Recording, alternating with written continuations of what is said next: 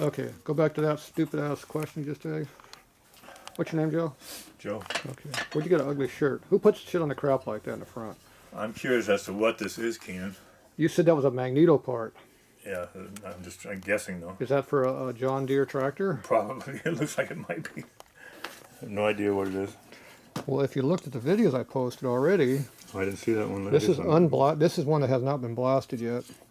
You know, I was generating some heat in here. See, it's up to 56 now. It was 55 earlier.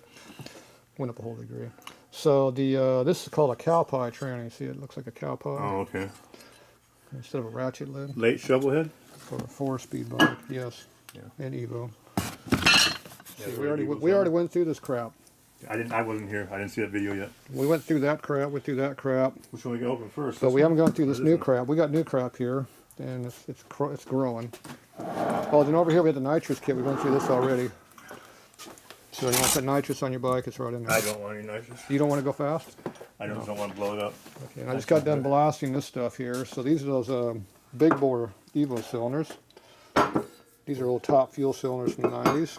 No fins. These are 8 head bolts, so you don't blow a head gasket. And there's no head gasket to blow anyway, it just takes no ring. It actually seals the top of this lip. That's what seals it. But when they're all cut out like this, they don't seal very well. And then these are pistons here for an S&S headed Evo. I like those. What's the bore? Oh, 10 over? These are 3 and 5/8 STD, standard. Standard bore. These are STD parts. No, they're S&S parts. Standard bore. Standard bore. Yeah, there you go.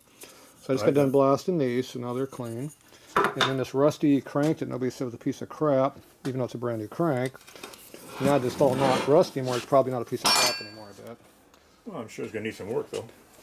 And I got the crap out of there finally, so they move. It's a brand new crank. Those rods were froze up? Well, when you put beads in there and it gets inside the rods, they don't work very well. You got to get all that crap out. I didn't take the crank apart. I had to clean it. Got the shit out of it. The bearing turns now. It was, you know. This is a brand new crank. It just looked like crap. What's the stroke on it? 4 and 5/8. See, that's what I wanted to put in an airplane motor over there, but it wouldn't fit because that fits an Evo, and that's not an Evo. That's an Ultima. It's not an Ultimate Evo? But that will fit right in that motor over there because that's a Harley motor. Really? But it won't fit in a non-aftermarket Harley motor because it didn't fit. So you have to put an Ultimate crank in those? So these are standard diameter, which means it takes small bore pistons. When you went to a big bore piston like this, they cut the diameter of the flywheel down about 1/8 of an inch to get room, and that's what fits inside that motor. Really? They're too large diameter. Those do not fit in that motor.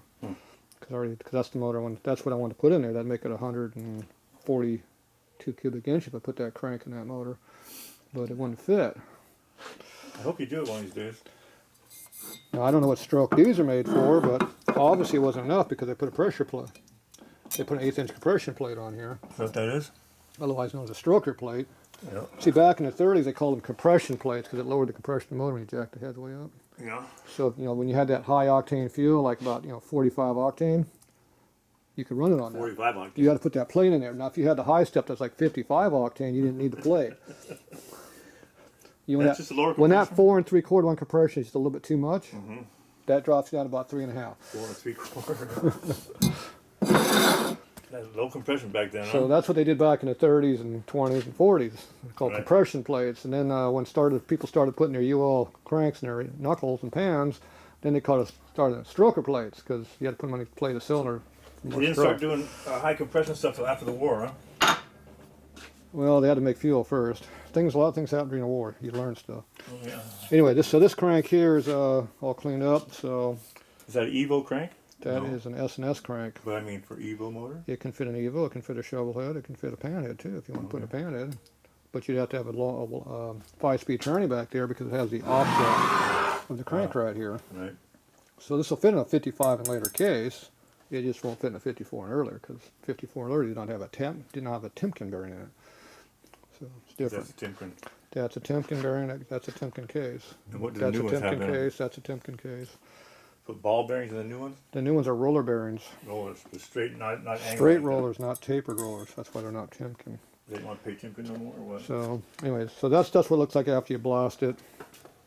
So a lot of this stuff here I've been blasting. So if you look at the before and after pictures, you start out with something nasty like that, and you wind up with something that looks like this after you blast it.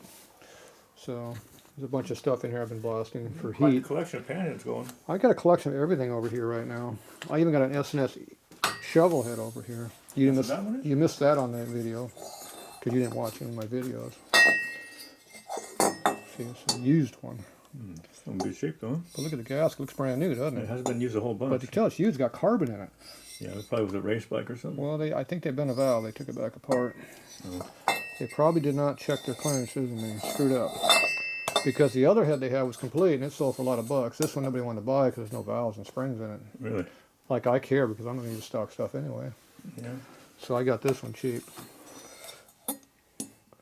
And I don't see anything There's wrong some with carbon it. in there. I don't see anything wrong with it, so I don't care. It's perfect for me. I'm not really into shovel heads, but you know, it'll work. So The where's kind of this? customer needs it. So where's this part you were making me look at? Right here. I need a little lathe time.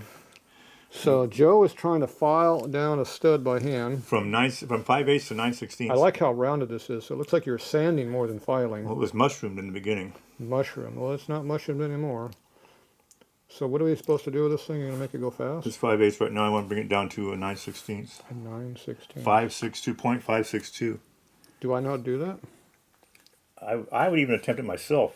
You did attempt to do it yourself, and you were No, doing no, the machine you were behind us. doing a good job. That one I didn't touch. You didn't touch that one. Okay, so we need to make this easy when you take that nut and put it on there if it's the same size. So is this nut the same size as that nut? Probably so. Yeah, it's both 7/8. All you gotta do is go like that, and you compare the heights, and it looks like it's bigger to me. It won't fit all the way on there anyway. You just have to. I don't know, you didn't throw it on. I'm trying to do it myself with one hand. Okay, is that the same height? Looks like it is, pretty close. So when you put it in the lathe, if you only hold on part of the nut, it can flop on you, it's hard to do. Yeah. If you have both the nuts on there, you can hold it in the lathe a lot easier. Chuck it up better. It goes right in here a lot better. All right. Here you go, sir, you're working this button today. Do you know how to use that thing there? I've never gotten any compliments on it, but I do know how to use it. I will not. You want condiments? I'm not going You to. put ketchup on it? I'm not going to zoom in. No zooming? Okay, now how straight are these studs? That's the big question also. Oh, okay. Okay, well that nut's going to dictate what this does. And nuts are not cut very even, so it might not work. I'm saying that's not very even. That means it's bent though, right? What do you think? God, look at the end of it. No, that means that that nut is not happy. Most nuts are not very accurate. So we're going to put over here on the straight side over here. We'll see if the stud's bent. Better, but not straight. Better than this. Not quite as bad. I'm guessing the stud's not 100% straight. Well, you didn't sand it either. Want to try the other one? I don't know, you got another one? Yeah. Is it straight? We're going to find out. That's the one I haven't touched yet. Well, you haven't screwed this one up yet? They were hard to get out of the truck, I'll tell you that. They were down there for a long time. Oh, that was really bad. Even worse than the other one. What? Bent wise. That's bent? I thought that's how it's supposed to be. You think that's the nut doing it? What, the nut? Is that what's making it, or is it just bent? It's better. You like my power net drill? I did. I like that. Nice one. Almost like I've done that before. Yep, more than once. Now we could check it around the threads and see if it's bad. Or we do it dangerous. One nut. Well, we do have a 6-jaw chuck, so I have a little more holding power than normal chucks. Right. So I can get away with crap like this. Well, they usually have 3 or 4. Okay, so right now, I can see right now it's not very even. Because the teeth are not hitting the same place or what? Because I'm just looking at it, I can see it's not very even.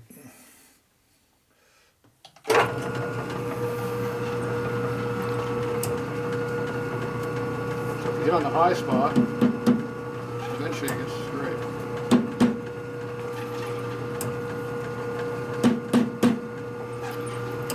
Wow, Keenan. You can either look at the thread or you can look at the shaft.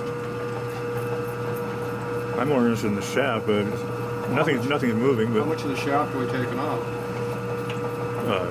from 0.562, it's at 620 right now. You know that's not very even either. Well, they were all mushroomed up. They've been on this since original. Like somebody cut it with a dull file. Is that the one I cut? I'm looking for a mic. Move. Get out of my way. A micrometer? There's a lathe. We have tools over here special for Yes, that. sir. Cameraman will move. This is a genuine lathe tool. It's a Starrett. Good stuff. I just picked up a Starrett hacksaw the other day. Nice one. Beater tool. Okay, that's not very straight, round and straight. See how it wobbles a lot? Yeah.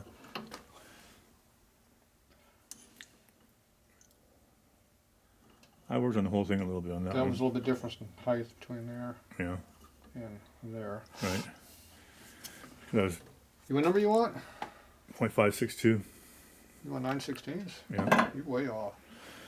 Is it like 620 or something? I can't believe that bends so easy. Or straightens so easy.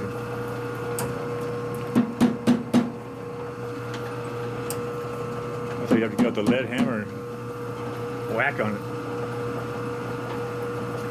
Good out of them. Well, I don't know because I can't see the other side. And it's probably some of that's a file on it, right? It's not going up and down that bad. Do you want these actually straight, or you just want? They don't have to be. I just want the diameter down on them. You know? Because if you want me to make it straight, I got to do different things. No, I don't have to be straight. So if you want to make it straight, we put a little center hole right in here, Mm-hmm. so we can hold it on the center way out here, and then we hold it right back here on these threads, and then the stud can be wobbling like crazy, and we'll cut it true. Oh, no, I don't think we need it. Right now, I'm holding off the nut, which is not very even. You can see how this nut's not very straight anyway. Right? Just by looking at it, see it's not very even. Yeah. So we're holding off with something that's not very good to begin with, and then we're going to try to make this round and true. I'm trying to make the center of this, but see right now the whole stud's going like this because this nut's not Straight. concentric to the shaft. Okay. Because it's a piece of crap. Is that nut not built into the bolt? So right now that's where we're at on that. Now if I take that and say I don't like that, and I take this like this, pull it back out, and we go down and we check up on these threads where you're never supposed to check on threads. Remember? Right. So we're checking But those threads. we will once in a while. Just to check the wobble? So now we see how wobbly it is. So see how the nut's bouncing up and down?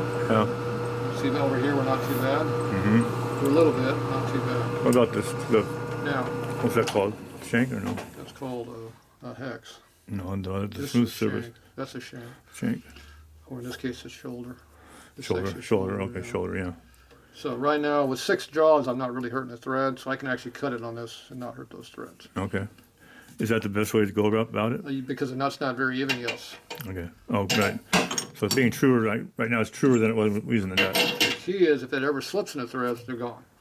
So I give a little extra torque on it to make sure it's tight. We can clean them up a little bit for. So now I can cut this down and not really worry about it. Do you want a I'm sure caliper for that? I'm sure I'm going to get some experts telling me I'm doing this all wrong.